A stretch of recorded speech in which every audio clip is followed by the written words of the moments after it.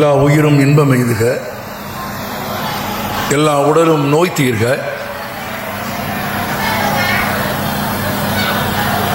எல்லா உணர்வும் ஒன்றாதல் உணர்க. நிறைந்த அவைக்கு தலை தாழ்ந்த பணிவான வணக்கம். வணக்கம் வணக்கம். நிகழ்ச்சி முடிந்தவுடனேயே மாவட்ட நிர்வாகத்தின் சார்பில் பொறுப்புள்ள ஒரு அலுவலர் இங்கு வந்து நன்றி உரை சொல்வார். அது நிகழ்ச்சி நிரலில் இருக்கிறது. எல்லா நிகழ்ச்சியிலும் நிகழ்ச்சியின் இறுதியில் யாரேனும் ஒருவர் நன்றி உரை சொல்லுங்க சொல்வார் இல்லையா? பொதுவாக நன்றி உரை என்பதை நிகழ்ச்சியின் இறுதியிலே தான் வைக்கிறார்கள். அப்படி நிகழ்ச்சியின் இறுதியில் நன்றி உரை சொல்லுகிற போது, வழக்கமாக நிகழ்ச்சிகளில் கடைசியாக நன்றி உரை சொல்கிற போது அரங்கத்தில் எல்லாரும் இருப்பார்களா? இருக்க மாட்டார்கள். பெரும்பாலானவர்கள் போயிருப்பார்கள். எல்லா நிகழ்ச்சிகளிலும் எல்லாரும் போன பிறகு நன்றி உரை சொல்வதாலோ என்னவோ தமிழர்களுக்கு நன்றி உணர்ச்சி கொஞ்சம் குறைவாகத்தான் இருக்கிறது. எனவே வழக்கமாக ஒருவர் நன்றி உரை சொல்வதற்கு முன்பாக நான் ஒரு நன்றி உணர்ச்சியோடு ஒரு செய்தியை சொல்ல விரும்புகிறேன். அந்த நன்றி உரையை சொல்லிவிட்டுத்தான் நான் பேச விரும்புகிறேன். இந்தியாவில் எத்தனை மாநிலங்கள் இருந்தாலும் பிறர்க்கரிய செல்வங்களான புத்தகங்களை மக்கள் வாழும் இடங்களுக்கே கொண்டு வந்து அனைத்து மாவட்டங்களிலும் புத்தக திருவிழா நடத்தும் ஒரே மாநிலமாக தமிழகம் மட்டும்தான் இருக்கிறது. வேறு எந்த மாநிலத்திலும் அது இல்லை. அதிலும் சடங்காக எப்போதாவது ஒரு முறை அல்ல, ஆண்டுதோறும் எல்லா மாவட்ட தலைநகரங்களிலும் புத்தக திருவிழாக்களை கொண்டு வந்து பெரும் இடத்தை எடுத்து புத்தகங்களை வரவழைத்து புத்தக திருவிழாக்களை தமிழக அரசு நடத்துகிறது. தமிழக அரசின் ஆணைக்கும் உத்தரவுக்கும் ஏற்ப அனைத்து மாவட்டத்திலும் இருக்கிற மாவட்ட ஆட்சியர் தலைமையிலான ஒரு பெரிய குழு புத்தக திருவிழாவிற்காக பல நாட்கள் இரவு பகலாக வேலை செய்து இதை நடத்துகிறார்கள். நான் கல்லூரியில் படித்த காலத்தில் புத்தகங்கள் கிடைக்காது. புத்தகங்களை தேடி அலைவதுதான் நாங்கள் படித்த காலத்தில் நடந்தது. இன்னும் சொல்ல போனால் இவ்வளவு பெரிய எண்ணிக்கையில் புத்தகங்களை பார்க்கவே முடியாது. ஒரு புத்தகத்தை வாங்கி வைத்துக் கொண்டு 10 பேர் படித்த அனுபவம் எனக்கு இருக்கிறது. ஏனென்றால் 10 பேருக்கும் 10 புத்தகம் கொடுத்து வாங்க காசு இருக்காது. நாங்கள் எல்லாம் ஒரு சாதாரணமான ஏழை வீட்டு குழந்தைகள் தான். நான் மதுரையில் பிறந்து வளர்ந்த வீடு ஒரு 400 சதுர அடிக்கும் குறைவான வீடு. 400 சதுர அடி. நம்ம இன்னும் தெளிவா சொன்னா 1 சென்ட்டுக்கும் குறைவான 400 சதுர அடிக்கும் குறைவான ஒரு வீட்டில் பிறந்து வளர்ந்த குழந்தை நான். 400 சதுர அடிக்கும் குறைவான அந்த வீட்டில் 13 பேர் வாழ்ந்தோம். அந்த வீட்டில் என்றால் அன்றைக்கு வீடு சின்னதாக இருந்தது, மனங்கள் பெரியதாக இருந்தது. இன்றைக்கு வீடு பெரியதாகிவிட்டது, மனங்கள் சிறியதாகிவிட்டது. சிறிய வீட்டில் பிறந்து வளர்ந்த ஏழை குழந்தையாக இருந்தாலும் காசு கொடுத்து புத்தகம் வாங்க முடியாவிட்டாலும் ஒருவர் புத்தகம் வாங்கினால் 10 பேர் சுற்றி அமர்ந்து ஒருவர் வாசிக்க மற்றவர் கேட்க பல சமயங்களில் அப்படி வாசிப்பதற்கான வாய்ப்பை நான் கேட்டு வாங்கிக் கொள்வேன். ஏன் தெரியுமா? மறுநாள் நண்பர்களை சுற்றி அமர்ந்து எல்லோரும் கேட்கிற போது, புத்தகத்தை வாசிக்கிற போது பிழையில்லாமல் வாசிக்க வேண்டும் என்பதற்காக முதல் நாள் ஒரு முறை வாசித்து விட்டு மறுநாளும் வாசிப்பதால் ஒரே புத்தகத்தை 2 முறை வாசிக்கிற வாய்ப்பை நான் சிறு வயதில் கல்லூரியில் படிக்கிற காலத்திலேயே ஏற்படுத்தி கொண்டு புத்தகங்களோடு என் வாழ்க்கையை நடத்திய காரணத்தாலே தான் இந்த இடத்தில் நான் நிற்கிறேன் என்பதை உங்களுக்கு சொல்ல விரும்புகிறேன்.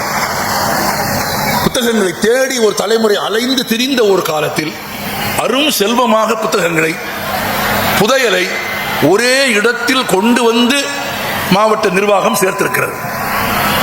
நான் இந்த அரங்கத்தில் கூடியிருக்கிற பெரியோர்களுக்கும் பெற்றோர்களுக்கும் சொல்ல விரும்புகிறேன். எதற்கெதற்கோ மனிதர்கள் செலவு செய்கிறார்கள். ஆனால் இந்த புத்தக திருவிழாவிற்கு வந்துவிட்டு குறைந்தது ஒரு 100 ரூபாய்க்காவது சிறு துளி பெருவெள்ளம் ஆக வேண்டும் என்று நீங்கள் விரும்பினால் குறைந்தது 100 ரூபாய்க்காவது புத்தகத்தை வாங்கி கொண்டு போய் வீடுகளில் வையுங்கள். புத்தகங்களின் பெரும் செல்வத்தை ஒரே இடத்தில் கொண்டு வந்து கொடுத்து அறிவு செல்வத்தை உங்களுக்கு தந்தமைக்காக நான் என் உரையின் தொடக்கத்திலேயே தமிழக அரசுக்கும் இந்த மாவட்டத்தினுடைய ஆட்சித் தலைவருக்கும் அவரோடு இணைந்து பணியாற்றும் அனைத்து பெருமக்களுக்கும் ஒரு எழுத்தாளனாக, ஒரு கலைஞனாக என் மொழியை நேசிப்பவனாக என் நெஞ்சம் நிறைந்த நன்றியை முதலில் தெரிவித்துக் கொள்கிறேன். நான் இப்போது சில கேள்விகளை கேட்கிறேன். அந்த கேள்விகளுக்கான விடை மிகச் சிறியதாக எளிதாக இருக்கும். என்ன சொன்னால் நீங்கள் கேட்பீர்கள் என்று எனக்கு தெரிந்துவிட்டது. இனி உங்களை பேச வைத்து வேடிக்கை பார்ப்பது அல்லது உங்களோடு பேசுவதன் மூலம் மகிழ்ச்சி அடைவது என்று நான் தீர்மானித்து விட்டேன். இந்த உலகத்தில் ஆயிரக்கணக்கான மொழிகள் பேசப்படுகின்றன என்றாலும் கூட 3500 ஆண்டுகளை கடந்த உலகத்தின் ஒரே மொழி எது?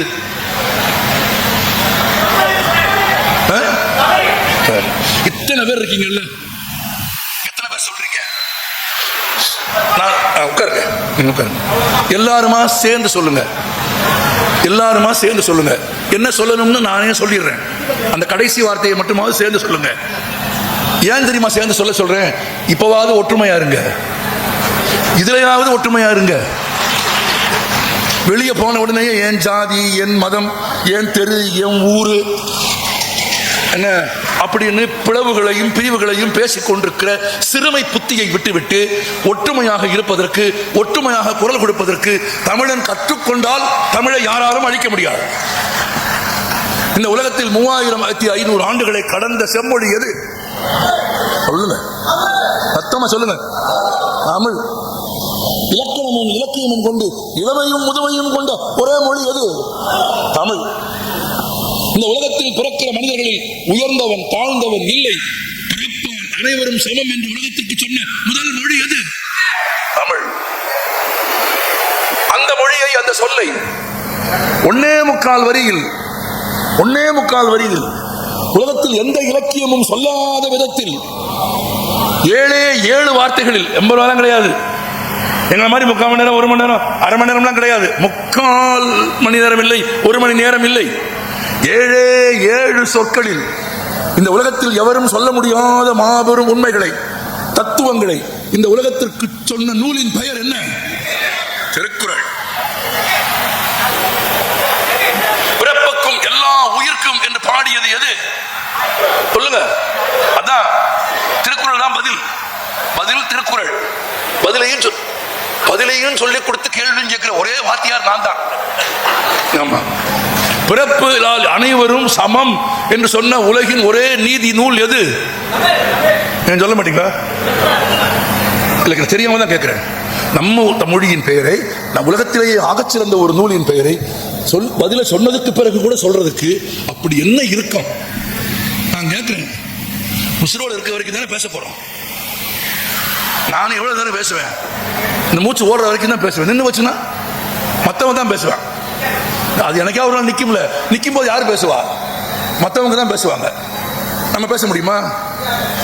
புத்தன் சொல்றான், கிறிஸ்து பிறப்பதற்கு 2300 ஆண்டுகளுக்கு முன்பு பிறந்த சித்தார்த்த புத்தன் சொல்லுகிறான், மனித உடம்பில் 9 துவாரங்கள் இருக்கிறது. இருக்கா? 2, 4, 6, 7, முன்னால பின்னால 9 இருக்கா? புத்தன் சொல்றான், உடம்பில் 9 துவாரங்கள் இருக்கிறது. 9 துவாரங்களில் இருந்து வெளியே வரும் பொருட்களும் நறுமணமற்றதாக இருக்கிறது. மனிதர்களே, வாயிலிருந்து வரும் சொற்களாவது நறுமணம் மிக்கதாக இருக்கட்டும் என்று சொன்னான். இப்ப கேட்கிற எல்லா மனிதர்களும் பிறப்பால் சமம் என்று சொன்ன புத்தகம் எது? திருக்குறள். பத்தல சொல்லுங்க. ஏன் அப்படி உங்களை சொல்கிறேன் தெரியுமா? எல்லா உயிர்களும் சமம் என்று சொன்ன திருவள்ளுவருக்கும், எல்லா உயிரும் பிறப்பால் சமம் என்று சொன்ன திருவள்ளுவருக்கும் என்ன மதம், என்ன சாதி என்று தேடி அவருக்கும் காவி கட்டி விட்டு பார்க்கிற ஆட்கள் பிறந்து விட்டு திரிகிற தமிழ்நாட்டில் அவர்கள் காதுகள் செவிடாகும் வண்ணம் சொல்லுங்கள், எல்லாரும் பிறப்பால் சமம் என்று சொன்னது யார்? திருக்குறள், திருவள்ளுவர். இதை விடவும் உலர்ந்த தத்துவம் இந்த உலகத்தில் யாரும் சொல்லவில்லை. எந்த மொழியிலும் கிடையாது. இன்றைக்கு நிலைமை என்ன நடந்து கொண்டிருக்கிறது? ஏன் வள்ளுவம் சொல்கிற வாழ்வியல் என்று நான் பேசுகிறேன்? வள்ளுவன் என்ன வாழ்க்கை முறையை சொன்னான்? எல்லோரும் சமம் என்று சொன்னான். எல்லோரும் சமம் என்று சொன்னால் என்ன பொருள்? பிறப்பால் உயர்வு தாழ்வு இல்லை என்று பொருள். ஆனால் இங்கே ஒரு கூட்டம் சொல்கிறது, நான் பிறப்பால் உயர்ந்தவன், நீ தாழ்ந்தவன். எப்படி உயர்ந்தவன், எப்படி தாழ்ந்தவன்? அவர்களே ஒரு கதை சொல்லுகிறார்கள். இந்த உலகத்தின் எல்லா உயிர்களையும் யார் படைத்தார்? பிரம்மா. பிரம்மாவை யார் படைத்தார்? தெரியாது. சரி, பிரம்மா படைத்தார் என்று வைத்துக் கொள்வோம். பிரம்மாவின் தலையில் பிறந்தவன் ஒருவன், அவன் உயர் சாதிக்காரன். ஆம், அவர்கள் எழுதி வைத்தார்கள். பிறப்பு ஒக்கும் எல்லா உயிர்க்கும் என்று வள்ளுவன் எழுதிய தமிழ்நாட்டில், அது நடைமுறையாக இருந்த தமிழ்நாட்டில், சாதி மத வேற்றுமை இல்லாமல் தமிழர்கள் இன்றும் வாழ முயன்று கொண்டிருக்கும், வாழ்ந்து கொண்டிருக்கும் தமிழ்நாட்டில் ஒருத்தன் சொல்லுகிறான், தலையில் பிறந்தவன் பிராமணன், மார்பில் பிறந்தவன் சத்திரியன், தொடையில் பிறந்தவன் வைசியன், காலில் பிறந்தவன் சூத்திரன். பிறப்பால் உயர்ந்த இடத்தில் பிறந்தவன் ஒருவன், தாழ்ந்த இடத்தில் பிறந்தவன் ஒருவன். ஆனால் அவர்கள் பிரித்து வைத்த சாதி பிரிவு 5: பிராமணர், சத்திரியர், வைசியர், சூத்திரர், பஞ்சமர். இதில் பிராமணன் தலையில் பிறந்தான், யாரும் தலையில் பிறக்க முடியாது. சத்திரியன் மார்பில் பிறந்தான், வைசியன் தொடையில் பிறந்தான், சூத்திரன் காலில் பிறந்தான். ஒருத்தர் போய் பெரியார் கிட்ட கேட்டார், அப்படியானால் 5வது வர்ணமாக சொல்லப்படுகிற பஞ்சமன் எங்கே பிறந்தான் என்று பெரியாரை கேட்டார். பெரியார் சிரித்துக் கொண்டே சொன்னார், அவன் மட்டும்தான் அவங்க அப்பா அம்மாவுக்கு பிறந்தான், அவன் மட்டும்தான் அவங்க அப்பா அம்மாவுக்கு பிறந்தான்னு சொன்ன பெரியார் சொன்ன வார்த்தையில் கேலி இல்லை, கிண்டல் இல்லை, விடை இருந்தது, விஞ்ஞானம் இருந்தது. ஒரு மனிதன் தலையில் பிறந்ததால் உயர்ந்தவன், அவன் மட்டும் உயர்ந்தவன், நீங்கள் தாழ்ந்தவர்கள் என்று சொன்ன போது பிறப்பால் எல்லாரும் சமம் என்பதை இந்த உலகத்திற்கு உணர்த்துவதற்காக பெரியார் அதை சொன்னார். அந்த பெரியாரை கேலி செய்கிறார்கள். அந்த பெரியாரை நான் இந்த அவையில் சொல்கிறேன், தமிழ் கூறும் நல்லுலகத்திற்கு சொல்கிறேன், எத்தனை 100, 1000 அவதூறுகளை கடந்த காலத்தில் அவர் சந்தித்தார் என்பதை வரலாறு அறியும். அவர் மீது செருப்பை கொண்டு எறிந்தார்கள். என்ன வெறும் வாய்தானே பேசிட்டு இருக்க, செருப்பை கொண்டு எறிந்தார்கள். என்ன செய்தார் பெரியார் உங்களுக்கு தெரியுமா? நீங்களும் நானும் பேசிக் கொண்டிருக்கிற போது ஒரு செருப்பை எறிந்தால் என்ன செய்வோம்? பதறி போவோம், நிம்மதி இழந்து விடுவோம். பெரியார் சிரித்துக் கொண்டே சொன்னார், என்னப்பா ஒரு செருப்பு தான் போட்டிருக்க, ஒரு செருப்பை வச்சுட்டு ஒன்றும் செய்ய முடியாது, இந்த போட்டால் இன்னொரு செருப்பையும் போட்டுட்டீங்கன்னா யாருக்காவது பிரயோஜனமாக இருக்கு, இன்னொரு செருப்பையும் போட சொல்லி கேட்ட வீரர் யார்? பேச ஆரம்பிச்சார், வீரர் பெரியார். இதை விட நீங்க தெரிஞ்சுக்கங்க, செருப்பு மட்டும் இல்ல, நான் சொல்ல கூசுகிறேன், ஆனால் நீங்கள் தெரிந்து கொள்ள வேண்டும் என்பதற்காக சொல்கிறேன். நாயின் மலம் விலங்கின் மலங்களிடையே மிகுந்த துர்நாற்றமுடையது.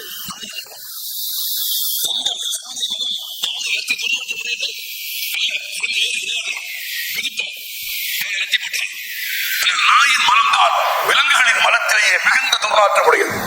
மிகுந்த துர்நாற்றமுடைய நாயின் மலத்தையும் மனித மலத்தையும் கலந்து பெரியாரின் மீது வீசினார்கள். 90 வயது கிழவனுக்கு எதிராக. அவர் என்ன 25 வயது இளைஞரா? முதியவர், வயதில் மூத்தவர், கிழவர். இத்தனைக்கும் சிறுநீர் கட்டுப்பாட்டில் இல்லாமல் வெளியேறிக்கொண்டே இருந்த நோய்மையின் சூழலில் தன் கையால் தானே ஒரு ரப்பர் டியூப்பை உறுப்பில் சொருகிக் கொண்டு மூத்திரப்பையை ஒரு கையில் பிடித்துக் கொண்டு இந்த சமூகம் வாழ வேண்டும், சமத்துவமாக இருக்க வேண்டும் என்று உரையாற்றிய ஒரு வயதான மூத்த மனிதனின் மீது மலம் வீசப்பட்டது. ஏன்? வள்ளுவன் சொன்ன வாழ்வியலை பெரியார் பேசினார் என்பதால், சமத்துவத்தை பேசினார் என்பதால் மலம் வீசினார். நீங்களும் நானும் என்ன செய்வோம்? பதறிப்போம். எதுக்கு 2 பேர் பேசினா எனக்கு பொறுக்கல, கல்ல கொண்டு எறிவான், செருப்பை கொண்டு எறிவான். ரொம்ப சாதாரண எளிய வார்த்தையில சொல்கிறேன், கொச்சையாக இருந்தாலும் பரவாயில்லை. ஆமா, பீயை தூக்கி எறிகிறான், மேல விழுந்துருச்சு, மேல விழுந்துருச்சு, எந்திரிச்சு போகல, கழுவல. எல்லாம் கூட இருக்கவங்க எல்லாம் பதறாங்க. அவரை விரும்பியவர்கள், அவரை மதித்தவர்கள், அவரை பின்பற்றியவர்கள் பூரா ஐயா ஐயா எந்திரிங்க, உட்காரு உட்காரு உட்காரு. கூட்டத்தை பார்த்து சொன்னாரு, இது யாரு பாட்டான்னு தெரியல, போட்டவனுக்கு சொல்றேன், நீ கடைப்பிடிக்கிற சாதியால உண்டாகிற நாத்தத்தை விட இந்த நாத்தம் பெரிய நாத்தம் இல்லைன்னு சொன்னார். எல்லா நிலங்களையும் எல்லா சொத்துக்களையும் பொதுவில் ஆக்குங்கன்னு பெரியார் சொன்னார். ஒருத்தன் சீட்டு எழுதி கொடுத்தான், மேடைக்கு சீட்டு வந்துருச்சு, வந்து வாங்கி பெரியார் படித்தார். நிலத்தை எல்லாம் பொதுவாக்கணும், சொத்தை எல்லாம் பொதுவாக்கணும்னு எழுதியிருக்கியே, உன் பொண்டாட்டி நாகம்மையும் பொதுவாக்கிடலாமா அப்படின்னு ஒருத்தன் கேட்டான். எழுதியிருந்தான். ஐயா என்ன பண்ணாரு? நம்ம என்ன செய்வோம்? டேய் எவன்டா அவனை பிடி, வெட்டு, குத்து, அதெல்லாம் ஒன்றும் செய்யல. படிச்சு பார்த்தாரு, உன் பொண்டாட்டி நாகம்மையையும் பொதுவா. சரி, அந்த அம்மா வீட்டுல தான் இருக்கு பாரு. ஐயா சொல்ற, அந்த அம்மா வீட்டுல தான் இருக்கு, நீ வேணா முயற்சி பண்ணி பாரு. அந்த அம்மா சம்மதிச்சா சந்தோஷமா இருங்க.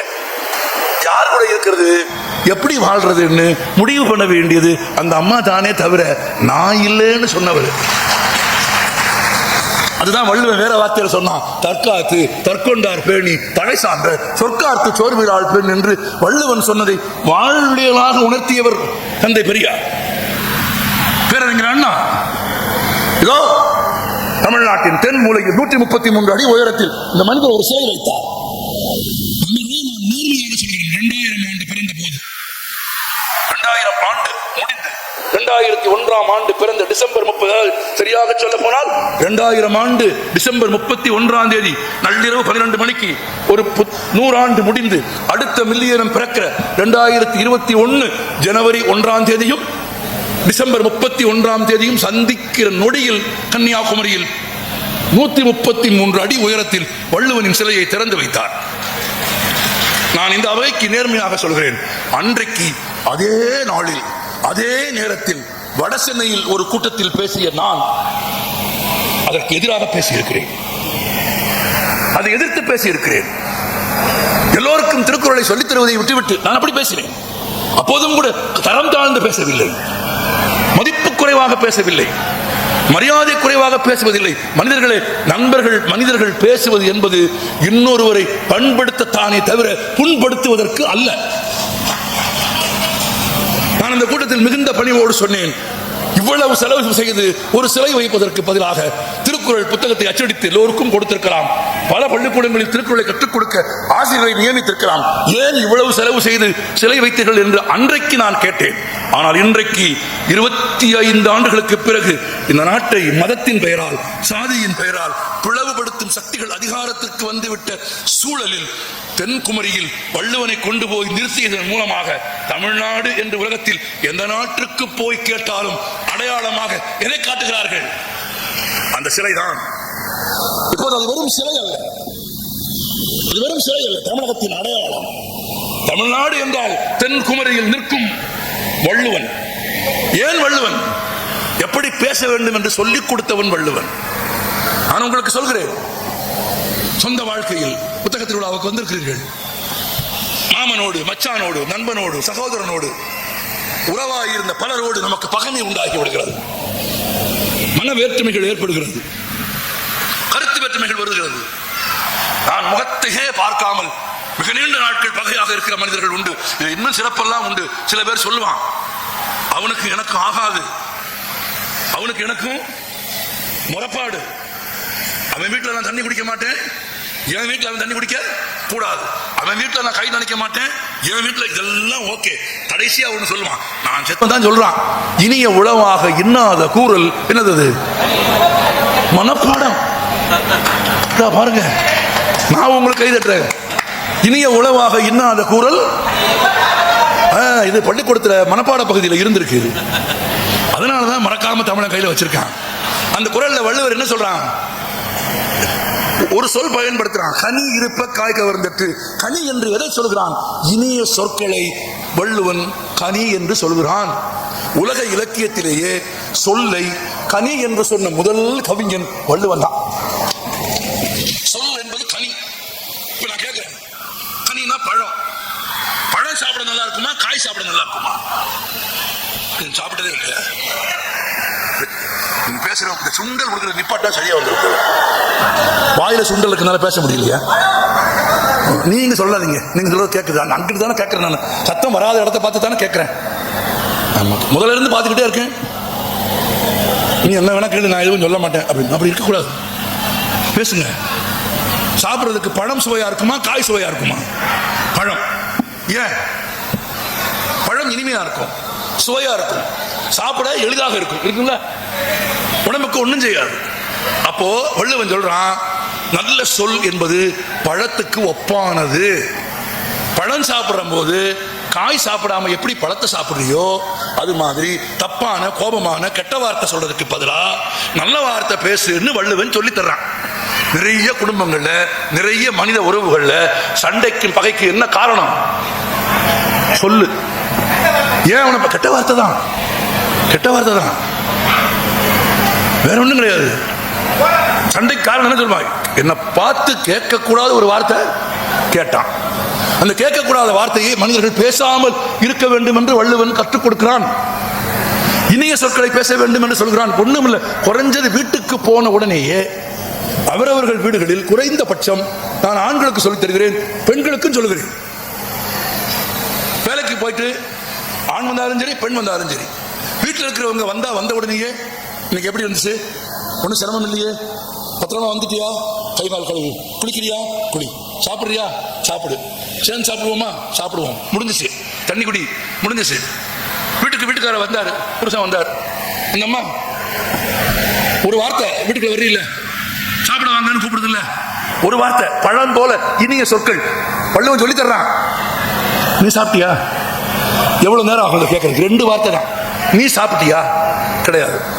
சாப்பிட உட்காரு, போடு, அந்தம்மா போடும், ஆமா போடு, நீ என்ன மாடா போடு, வக்கையெல்லாம் திங்கிற இல்ல, நீ சாப்பிட்டியா? பிள்ளைங்க சாப்பிட்டுச்சா? 2 வார்த்தை கேளு. சாப்பிடலையா? வா சேர்ந்து சாப்பிடலாம், முடிஞ்சிச்சு. அதையும் தாண்டி சாப்பிடுற, கொஞ்சம் உப்பு கம்மியா இருக்கா, தட்டை தூக்கி எரியாத. ஒரு நாளைக்கு அரிசி கழுவிப்பாரு, ஒரு நாளைக்கு சோறு பொங்கிப்பாரு, உப்பு கம்மியா இருக்கு, சரி பண்ணிக்க, முடிஞ்சு போச்சு. என்ன உப்பு இல்ல, அப்புறம் ஒரு கெட்ட வார்த்தை, ஒண்ணுமில்ல, இதை மனுஷன் சாப்பிடுவானா? நீ மனுஷன் இல்ல, நீ மனுஷனா இருந்ததுன்னு ஆக்கி போடுவாங்க. நான் எங்க வீட்டுல கல்யாணமான புதுசுல என் மனைவி என்கிட்ட சொன்னான், ஆமா நான் பிரியாணி வைக்கிறேன் அப்படின்னா, தைரியமா செய்யி, குடிச்சிருவோம். 2 அடி போனவ திரும்பி வந்து என்ன சொன்னீங்க அப்படின்னா, நீ செய்ய குடிச்சிருவோம்னு சொன்னேன் அப்படின்னு. பிரியாணி குடிக்கிறது இல்லை, சாப்பிட்றது. நான் சொன்னேன், நீ குடிக்கிற மாதிரி செஞ்சாலும் நான் சாப்பிடுவேன், இவ்வளவுதான் விஷயம். இவ்வளவு எதுக்கு? நான் சாமியே கும்பிட மாட்டேன். எப்ப திருக்குறள் படிச்சேனோ அப்ப இருந்து சாமி கும்பிடுறது இல்லை. சாமி இல்லைன்னு சொல்ல மாட்டேன், பெரியார் மாதிரி கும்பிடுறவன் கும்பிட்டுக்க, நமக்கு இல்லை. எனக்கு தெய்வம்னு சொன்னா அன்னையும் பிதாவும் முன்னறி தெய்வம். கண்ணுக்கு தெரிஞ்சது தாயும் தகப்பனும் தான். வெளியே போகும்போது எங்க அம்மா கூப்பிட்டு, மகனே இங்க வா அப்படின்னு திருநீர் வைக்கும். நான் சொல்லுவேன், உனக்கு தெரியும்ல இதெல்லாம் எனக்கு பிடிக்காதுன்னு உனக்கு தெரியும்ல, அப்புறம் ஏன் வைக்கிறேன்? எங்க அம்மா சொல்லும், உனக்கு அழகா இருக்குடா.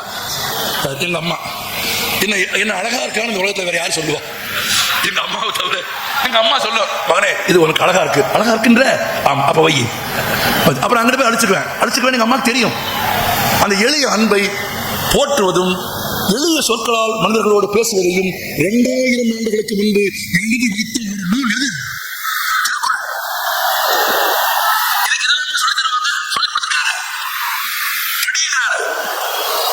படி. எல்லாரும் படிக்கக்கூடாதுன்னு சொல்றான். இப்போ எல்லாரும் படிக்கக்கூடாதுங்கிறான். 5 வருஷம் டாக்டருக்கு படிச்சதுக்கு பிறகு ஒரு பரீட்சை வச்சு அவன் டாக்டருக்கா இருக்க தகுதியானவனா இல்லையான்னு தீர்மானிக்கிறத பத்தி எந்த ஆட்சேபனையுமே இல்லை. படிச்சு முடிச்ச பிறகு பரீட்சை வை, பாஸ் பண்ணா டாக்டர்னு பட்டம் கொடு. டாக்டருக்கு படிக்கலாமா இல்லையான்னு தீர்மானிக்கிறதுக்கே ஒரு பரீட்சை வச்சுன்னா, புத்தக திருவிழாவிற்கு பிறகாவது வள்ளுவனின் வாய்மொழியை கேட்டாவது அவர்களை தேடி போய் பார்த்து உங்கள் வாழ்நாளின் இறுதி நாளுக்குள் நண்பர்களை, உறவுகளை திரும்ப சம்பாதித்துக் கொள்ளுங்கள். லவ் பண்ணும்போது சொல்றான், நீ இன்றி நான் இல்லை, நான் இன்றி நீ இல்லை. லவ் பண்ணும்போது கல்யாணமாகி 2 வருஷம் கூட ஆகல, நீ இருந்தால் நான் இல்லை, நான் இருந்தால் நீ இல்லைன்னா, நீ இன்றி நான் இல்லை அப்படின்னு சொன்னது நீ இருந்தால் நான் இல்லைன்னு எப்படி மாறுச்சு? அகம்பாவம், விட்டுக் கொடுக்கும் மனப்பான்மை இல்லாதது. கண்ணோட்டம் என்னும் கழிவரும் காளிகையான் உண்டி உலகின். இந்த குறளுக்கு பொருள்னா சொன்ன கஷ்டமா இருக்கும்.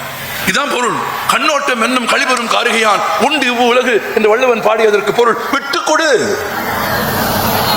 யார் விட்டுக் கொடுக்கிறார்களோ அவர்கள் வெற்றி பெறுவார்கள். உறவில் யார் தோற்கிறார்களோ அவர்கள் ஜெயிப்பார்கள். நம்மால சொல்றான், நீங்க இவ்வளவு சொல்றீங்க, வாஸ்தவம் தான்.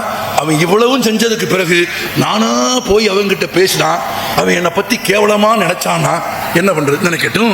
அவன் கேவலமா நினைச்சானா அவன் கேவலமானவன் அவனுக்கு வாழ்க்கை கொஞ்ச நாள்ல கற்றுக் கொடுக்கும்.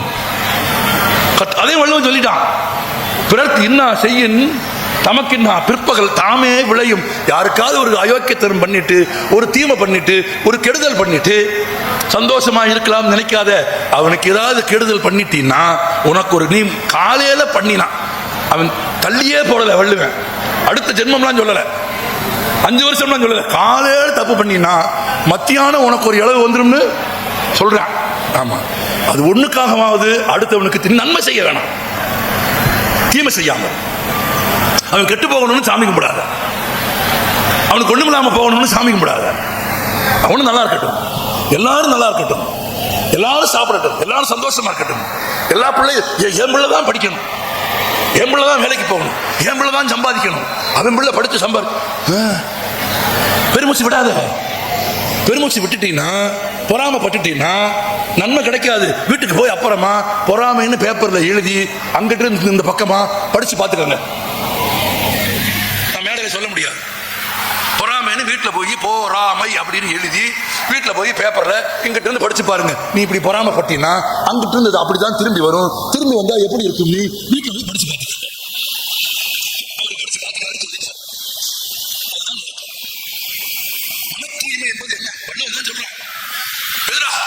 சோறு போடுறதா இல்லனா ஒருத்தனை படிக்க வைக்கிறதா? அதெல்லாம் அறங்கள் தான், நல்ல காரியம் தான். ஒருத்தனை படிக்க வைக்கிறியா? நல்ல காரியம். ஒருத்தருக்கு சோறு போடுறியா? நல்ல காரியம். எல்லாத்துலயும் நல்ல காரியம் எது இருக்குல்ல? எத்தனையோ தர்மம் பண்றோம், எத்தனையோ உதவி பண்றோம். எல்லா உதவியிலையும் எல்லா அறங்கள்லையும் எது ரொம்ப சிறந்தது அப்படின்னா வள்ளுவன் சொன்னா ஒரே வரியில, இப்ப சொல்ல 2000 வருஷத்துக்கு முன்னால, மனத்துக்கண் மாசிலன் ஆதல், அடுத்த வரி என்ன? அனைத்தரன் ஆகுல நீர பிற. இந்த உலகத்தில் இருக்கிற எல்லா, நான் சாமி கட்டினேன், கோவில் கட்டினேன், கும்பாபிஷேகம் பண்ணேன், ஒன்னும் கூட வராது, ஒன்னும் கூட வராது. ஆமா, எதுவும் வராது. 7 பேருக்கு கல்யாணம் பண்ணி வச்சேன், 70 பேர் குடும்பத்தை கெடுத்தேன், எதுவும் கூட வராது. உலகத்திலேயே சிறந்த அறம் என்பது மனதால் பிறருக்கு தீங்கு நினைக்காமல் இருப்பது. சபிக்காதீங்க. இல்லையா அப்படி உன்னை பத்தி சொல்லிட்டான் இருக்கட்டும், அதுக்கு 2 பேர் வருவான். ஆமா, யாராவது ஒரு சின்ன உதவி செஞ்சாங்களா மறக்காதீங்க. நன்றி மறப்பது நன்றன்று.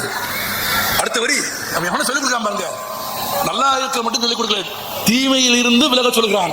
நன்றி மறப்பது நன்றன்று. அடுத்த வரி என்ன? நன்றல்லது அன்றே. அதையும் தள்ளி போடலாமே. உனக்கு நன்மை இல்லாத உன்னை செஞ்சுட்டானா அன்னைக்கே மறந்துரு. நீ இன்னொன்னு மறந்துட்டு நீ மாட்டுக்கு தெரிஞ்சுன்னா அவன் செத்துருவான், அவனால அதை பொறுக்க முடியாது. நான் என் அனுபவத்தை சொல்றேன். சில பேர், ஒரு பொதுத்துறை நிறுவனத்தில் வேலை பார்த்தேன், பேங்க்ல. ஆமா, அப்புறம் அந்த வேலை வேணான்னு விட்டுட்டேன், எனக்கு பிடிக்கல. எப்படி யோசிச்சு பார்த்தாலும் பேங்க் வேலைங்கிறது அப்ப சம்பளம் 2000 எனக்கு சம்பளம் 30,000 ரூபா. 2000 30,000 ரூபாய் சம்பளம் பார்த்த வேலையை நான் வேணான்னு விட்டுட்டேன். என் குடும்பமே சுத்தி உட்கார்ந்து அழுதுச்சு. என் நண்பர்கள் பூரா அழுதாங்க. எனக்கு நான் செத்துட்டா எப்படி அழுவாங்களோ அது மாதிரி சுத்தி உட்கார்ந்து, இன்னும் வேலையை விட்டுட்டு மகனே நீ எங்க போய் பிழைக்க போற, என்ன செய்ய போற அப்படின்னா, எனக்கு இந்த வேலை பிடிக்கலை, பிடிக்காத வேலையை பார்க்க மாட்டேன். ஏன் பிடிக்கல? நான் சொன்னேன், என்னடா பேங்க் வேலை யோசிச்சு பார்த்தாலும் அடுத்தவங்க காசை என்ற வேலை, எப்படி பார்த்தாலும் அடுத்தவங்க காசை என்ற வேலை. அடுத்தவங்க காசை என்ற வேலையை விட்டுட்டு 4 காசா இருந்தாலும் ஏன் காசை எண்ணி பிழைக்கிற ஒரு வாழ்க்கைக்கு நான் போறேன்னு போயிட்டேன். அந்த வேலை பார்த்த காலத்துல ஆபீஸ்குள்ள நுழைஞ்சா 2 பேரு என்ன பார்த்த உடனே வாங்க சார், நம்ம யூனியன் தலைவர் என்ன, 2 பேர் என்ன செய்வான், நம்மளை பார்க்கவே மாட்டான். அப்பதான் வேலை செய்யற மாதிரி குனிஞ்சிருவான். இன்னும் சில பேர் இருக்கான், நம்ம வந்த உடனே எந்திரிச்சு எதாவது போய் தேடுவான். ஏன்னா அவன் நினைச்சிருப்பான், இவன் மூஞ்சில நம்ம முழிக்கவே கூடாது. நாம வள்ளுவனை படிச்சிருக்கோம்ல, பெரியாரை படிச்சிருக்கோமா, பாரதியை படிச்சிருக்கிறோமா, எளிய மனிதர்கள் நட்பு கொள்ளணும்னு கற்றுக் கொடுக்கணுமா? ஒன்றும் செய்ய மாட்டேன். அவன் துணிஞ்சு படிச்சுக்கிட்டு இருந்தாலும் அங்கிட்டு திரும்பினாலும்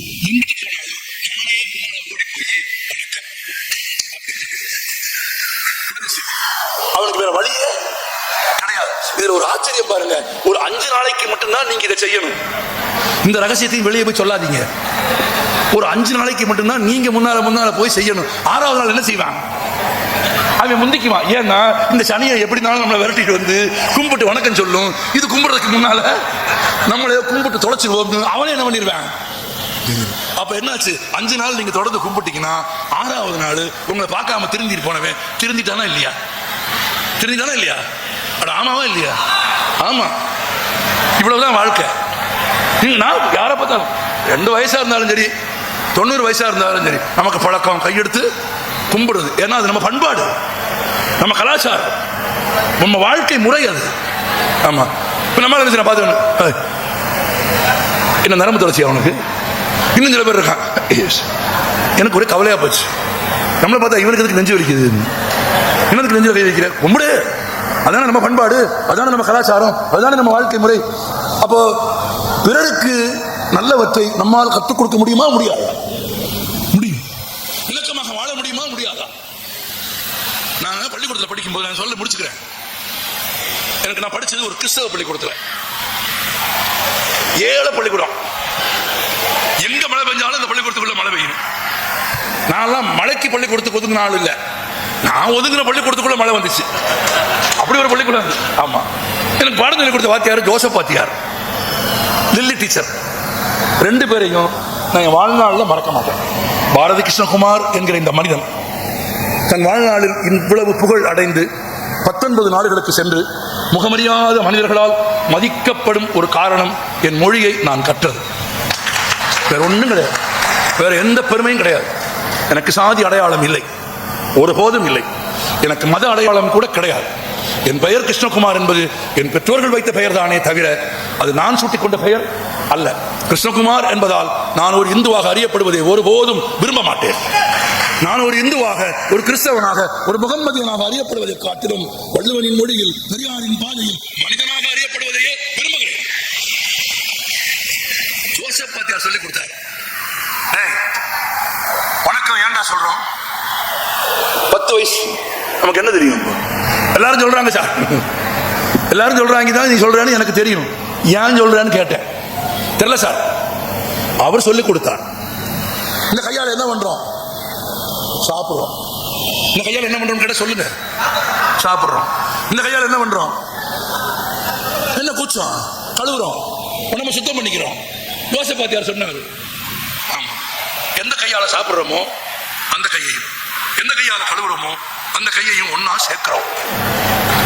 எதுக்கு வந்து நிக்கிறவரு? எந்த மதம், எந்த ஜாதி, ஏழையா பணக்காரனா, கருப்பா சிவப்பா, உயரமா குட்டையா, தமிழனா ஆந்திரக்காரனா, மதம் பார்க்கல, இனம் பார்க்கல, மொழி பார்க்கல, எந்த வேறுபாடும் பார்க்காம என் சாப்பிடுற கையையும் கழுவுற கையையும் நான் எப்படி ஒன்னா நடத்துறேனோ அது மாதிரி எதிர வர்ற ஒன்னையும் எதிரே இருக்கிற உன்னையும் நான் சமமாக நடத்துவேன் என்று உலகத்திற்கு சொல்லுவதற்கு தமிழர்கள் பயன்படுத்திய முறை எது? எது? கையை எது சொல்லுங்க. என்னப்ப கையை தூக்கி கையெடுத்து கும்பிடு, ஒரு தடவையாவது கும்பிட்டு பழகிறீங்களேன். வணக்கம் சொல்றோமா? அப்ப என்ன பொருள்? என் ஆசிரியர் சொல்லிக் கொடுத்தார், எதிரே நிற்கவனை என் 2 கைகளையும் சமமாக நடத்துவது போல் சமமாக நடத்துவேன் என்றால் எதிரே நிற்பது எந்த சாதிக்காரன் என்று பார்க்கலாமா? எந்த மதத்துக்காரன் என்று பார்க்கலாமா? எந்த நாட்டுக்காரன் என்று பார்க்கலாமா? எதிரே நிற்பவனை மனிதனை மனிதனாக மட்டும்தான் பார்க்க வேண்டும். அப்படி மனிதனை மனிதனாக பார்க்கும் பண்பு இந்த நாட்டில் உண்டா? உண்டு. நான் உங்களுக்கு தெரிந்த உதாரணம் சொல்கிறேன். இங்கிருந்து 50 கிலோமீட்டர் தொலைவில் இருப்பது நாகூர், தெரியும் தானே? 624 ஆண்டுகளுக்கு முன்பு வாழ்ந்து விஜயநகர பேரரசர்களால் கொண்டாடப்பட்ட அப்துல் காதர் காதிரி என்கிற நாகூர் ஆண்டவர் அடைக்கலமாயிருக்கும் இடம் எது? நாகூர். அதன் முன்னே இருக்கிற மிகப்பெரிய மினார்கள் கட்டி கொடுத்தது யார்? முஸ்லிம்களா? இல்லை. ஆண்டவரின் அடக்க ஸ்தலத்திற்கு எதிரே இருக்கிற மினார்களை கட்டி கொடுத்தது விஜயநகர மன்னர்கள், அவர்கள் இந்துக்கள். இதிலும் பெரிய உண்மை சொல்கிறேன், அடக்கமாயிருக்கிற ஆண்டவரின் பெருமைகளை எல்லாம் நீங்கள் பேசி தெரிந்து கொள்ளுங்கள். ஒரு வரலாற்று உண்மையை மட்டும் சொல்கிறேன். அவர் அடக்கமாகி 600 ஆண்டுகளுக்கு மேல் ஆகிவிட்டது. ஆனால் 300 ஆண்டுகளுக்கு முன்பு, ஒரு 10-15 தலைமுறைக்கு முன்பு சென்னையில் வாழ்ந்த ஒரு மனிதர், அவர் யார் என்று பிறகு சொல்கிறேன். பெரும் வணிகர், செல்வந்தர், வியாபாரத்தில் நஷ்டமாகிவிட்டது. கப்பலில் வர வேண்டிய பொருட்கள் வந்து சேரவில்லை. கப்பல் மூழ்கிவிட்டதாக செய்தி வருகிறது. பணம் கொடுத்த எல்லோரும் பணம் கேட்கிறார்கள். குடும்பத்தில் வீட்டில் வாழ முடியாமல் யாரிடமும் சொல்லிக் கொள்ளாமல் தற்கொலை செய்து கொள்வது என்ற முடிவோடு சென்னையிலே வாழ்ந்த அந்த மனிதர் சென்னையிலிருந்து புறப்பட்டு எந்த திசையில் போகிறோம் என்று தெரியாமல் தெற்கு நோக்கி நடந்து வருகிறார். தென்கிழக்கில் பல நாட்கள் நடந்து வந்து சோர்வடைந்து நாகூர் வந்து சேர்ந்து கொஞ்சம் குளிரும் நிழலுமாக இருந்த ஆண்டவரின் அடக்க ஸ்தலத்திற்கு எதிரே தரையில் படுத்துக் கொள்கிறார். என்ன முடிவெடுக்கிறார்? கண்ணு கட்டிய தூரத்தில் 2 கிலோமீட்டரில் என்ன இருக்கிறது? கடல் இருக்கிறது. அவருக்கு நீச்சல் தெரியாது. கடலில் இறங்கி உயிரை மாய்த்துக் கொள்வது என்று முடிவெடுக்கிறார். ஏனெனில் இத்தனை நாட்கள் உயிரை மாய்த்துக் கொள்வதற்கான தைரியம் கூட வரவில்லை. நடந்தே வந்துவிட்டார். இனி ஒன்றும் செய்ய முடியாது. திரும்பி போவதற்கு வழி இல்லை. நன்மைகள் கிடைப்பதற்கு வாய்ப்பில்லை. தற்கொலை செய்து கொள்வது என்று தீர்மானிக்கிறார். ஆனால் அந்த முன் மண்டபத்தில் படுத்திருந்த அவருக்கு ஒரு கனவு வருகிறது. இதை அவர் எழுதி வைத்து விட்டு போயிருக்கிறார், சொல்லிவிட்டு போயிருக்கிறார். என்ன கனவு வருகிறது? அந்த கனவில் அங்கு அடக்கமாக இருக்கிற நாகூர் ஆண்டவர் தோன்றி அவருக்கு சொல்கிறார், உன் கடன்கள் தொல்லைகள் எல்லாம் தீர்ந்துவிடும். குடும்பத்தையும் வியாபாரத்தையும் விட்டுவிட்டு இப்படி உயிரை மாய்த்துக் கொள்ள போகாதே. உயிரை மாய்த்துக் கொள்ளும் உரிமை மனிதர்களுக்கு இல்லை. திரும்ப போ, எல்லாம் சரியாகிவிடும் என்று ஒரு குரல் கேட்கிறது. அது கனவா நனவா, அவரது உள் நினைவே சொன்னதா என்பதையெல்லாம் ஆராய்ச்சி விட்டு விடுங்கள், அல்லது ஆராய்ச்சி செய்து கொள்ளுங்கள். அவர் திரும்ப ஊருக்கு போவது என்று தீர்மானிக்கிறார். போகிறார். வியக்கத்தக்க முறையில் அவருடைய வாணிகம் செழிக்கிறது. கவிழ்ந்து போனதாக சொன்ன கப்பல் தகவல் தவறானதாக வந்து சேர்ந்ததால் கப்பல் வந்து சேர்கிறது, பொருள் வந்து சேர்கிறது, குடும்பம் தழைக்கிறது. மிக உயர்ந்த நிலைக்கு போகிறார். நன்றி மறப்பது நன்றன்று. அந்த மனிதர் உயிரை மாய்த்துக் கொள்ள போக இருந்த நமக்கு தோன்றி வழிகாட்டி தோன்றா துணையாக இருந்து உதவி செய்த மறைந்த அந்த மனிதருக்கு நாம் ஏதேனும் ஒரு விதத்தில் நன்றி செலுத்த வேண்டும் என்று நாகூருக்கு திரும்ப வருகிறார். வந்து ஆண்டவரிடத்தில் வேண்டுகிறார், இங்குதான் படுத்திருந்தேன், சாகத்தான் வந்தேன், உயிரை மாய்த்துக் கொள்ள வந்தேன். நீங்கள் என் கனவில் தோன்றி என்னை திரும்ப போக சொன்னீர்கள். போனேன், இன்றைக்கு பிழைத்து உயர்ந்து வந்து நிற்கிறேன். உங்கள் சொற்களால் நான் காப்பாற்றப்பட்டிருக்கிறேன். ஆண்டவரே, உங்களுக்கு ஏதாவது செய்ய விரும்புகிறேன். என்ன செய்ய வேண்டும் என்று நீங்களே எனக்கு ஆணையிடுங்கள் என்று கேட்கிறார். ஒரு நாள் முழுவதும் இறைஞ்சுகிறார். எந்த பதிலும் இல்லை. இரவு அங்கேயே உணவு தண்ணி விட்டு உறங்கி விடுகிறார். மீண்டும் இந்த முறை ஒரு கனவு காண்கிறார். அந்த கனவில் ஆண்டவர் அவருக்கு சொல்லுகிறார், ஐயா, எனக்கு ஏதாவது செய்ய வேண்டும் என்று நீ ஆசைப்படுகிறாய் தானே? சரி, என்னை அடக்கம் செய்யப்பட்டிருக்கும் அந்த கல்லறையின் மீது ஒரு பச்சை துணியை எப்போதும் போர்த்தி இருப்பார்கள். அதை ஆண்டுக்கு ஒரு முறை கந்தூரி விழாவின் போதுதான் மாற்றுவார்கள். அந்த பச்சை துணியை என் உடல் புதைக்கப்பட்டிருக்கும் அந்த மேட்டின் மீது அந்த கல்லறையை தழுவி ஏறக்குறைய என் உடலையே தழுவி இருக்கும் அந்த பச்சை துணியை எப்போதும் என் மீது போர்த்தும் உரிமையை உனக்கும் உன் குடும்பத்திற்கும் தருகிறேன். அவர் கண் விழித்துக் கொண்டார்.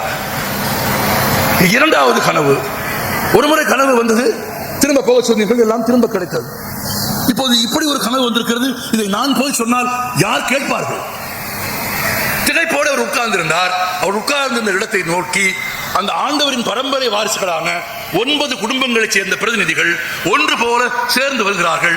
அவர்கள் சொல்கிறார்கள், எங்கள் 9 பேர் கனவிலும் ஆண்டவர் வந்து சொன்னார், இந்த தோற்றத்தில் ஒரு மனிதர் கல்லறையின் எதிரே அமர்ந்திருப்பார். அவருக்கு தான் என் கல்லறையின் மீதான துணியை போற்றும் உரிமையை நான் தந்திருக்கிறேன். அவரை சந்தித்து அதற்கான உரியவற்றை செய்து கொள்ளுங்கள் என்று ஆண்டவர் எங்கள் கனவிலும் சொன்னார் என்று சொன்னதற்கு பிறகு, நண்பர்களே, பெரியோர்களே, தாய்மார்களே, இது தமிழ்நாட்டின் வரலாறு, தமிழ்நாட்டின் வாழ்க்கை முறை. 10 தலைமுறைகளாக சென்னையிலே இருக்கிற பழனியாண்டி பிள்ளையின் குடும்பம் தான் கந்தூரி விழாவின் போது இந்துவான பழனியாண்டி பிள்ளையின் குடும்பம் தயாரிக்கிற பச்சை துணிதான் நாகூர் ஆண்டவரின் கல்லறையின் மீது போர்த்தப்படுகிறது. இன்னும் ஒரு ஆச்சரியம் தெரிந்து கொள்ளுங்கள், அந்த துணியை நெய்வதற்காகவே ஒரு தறி போடுவார்கள் அந்த குடும்பம். அந்த தறியில் வேறு துணியை நெய்ய மாட்டார்கள். இந்துக்கள் தங்கள் தெய்வங்களுக்கு விரதம் இருப்பது போல ரம்ஜானில் பெருநாளுக்கு இஸ்லாமியர்கள் 30 நாட்கள் நோன்பு இருப்பது போல அந்த குடும்பம் 30 நாட்கள் நோன்பு இருந்து தூய்மையை கடைபிடித்து ஒரு தறி போட்டு அந்த துணியை நெய்து தங்கள் கரங்களில் ஏந்தி கொண்டு வந்து கந்தூரி அன்றைக்கு கொடுப்பார்கள். எழுதி வைத்துக் கொள்ளுங்கள், பல்லாயிரம் கோடி பணமுடைய செல்வந்தனாயிருக்கிற ஒரு இஸ்லாமியர் தருகிற துணியை கூட கல்லறையின் மீது வைத்து எடுத்து விடுவார்களே தவிர, கல்லறையின் மீது இன்றைக்கும் இப்போதும் போர்த்து இருக்கிற துணி ஒரு இந்துவுக்கு சொந்தமான அந்த குடும்பம் 30 நாட்கள் நோன்பு நோட்டு தனித்தறியில் நெய்து கொண்டு வருகிற புனித துணி. இந்த கனவை விடுங்கள், இந்த நம்பிக்கையை பாருங்கள். ஏஆர் ரஹ்மான் அந்த கோவிலில் சாமி கும்பிடுகிறவர். ஏஆர் ரஹ்மான் உங்களுக்கு தெரிந்த உதாரணம், இன்னும் 100 உதாரணம் இருக்கிறது. எத்தனை பெரிய செல்வந்தனாக இருந்தாலும் எந்த இஸ்லாமியர் தருகிற துணியையும் அந்த கல்லறையின் மீது போர்த்த மாட்டார்கள். அந்த கல்லறையின் மீது காத்ரி அப்துல் காதர் நாகூர் ஆண்டவரின் கல்லறையின் மீது துணி போர்த்தும் உரிமை பழனியாண்டி பிள்ளையின் குடும்பத்திற்கு தான் 10 தலைமுறையாக வருகிறது என்றால், அந்த திருவிழாவிற்கு நீங்களும் நானும் போகிறோம் என்றால், குழந்தைக்கு காய்ச்சல் என்றால் அங்கே கொண்டு போய் என் தாய் மந்திரித்து தாயத்து கட்டுகிறாள் என்றால், ஒன்றாக இருந்து நம்ம வீட்டு கல்யாணத்துக்கு பாய் வந்து சாப்பிட்டு 50 ரூபா மொய் எழுதிட்டு சாம்பார் ரசமும் சாப்பிட்டு போறார். பாய் வீட்டு கல்யாணத்துக்கு நம்ம போய் 50 ரூபா மொய் எழுதிட்டு என்ன சாப்பிடுறோம்? பிரியாணி சாப்பிடுறோம். நம்ம வீட்டில் வந்து அவர் சாப்பிட்டு போறாரு, அவர் வீட்டில் வந்து நம்ம சாப்பிட்டு போறாரு. இப்படி 2 பேரும் கொடுத்து வாங்கி சாப்பிடுற மண் சாப்பாட்டுல மண்ணள்ளி போடுறதுக்கு ஒரு கூட்டம் வந்துருச்சு. நான் இதற்கு மேல் சொல்ல விரும்பவில்லை. காதிரி அப்துல் காதர் என்ற நாகூர் ஆண்டவருக்கும் பழனியாண்டி பிள்ளையின் குடும்பத்திற்கும் என்ன உறவோ அதுதான் திருப்பரங்குன்றத்தில் முருகனுக்கும் சிக்கந்தருக்கும் உறவு. நன்றி.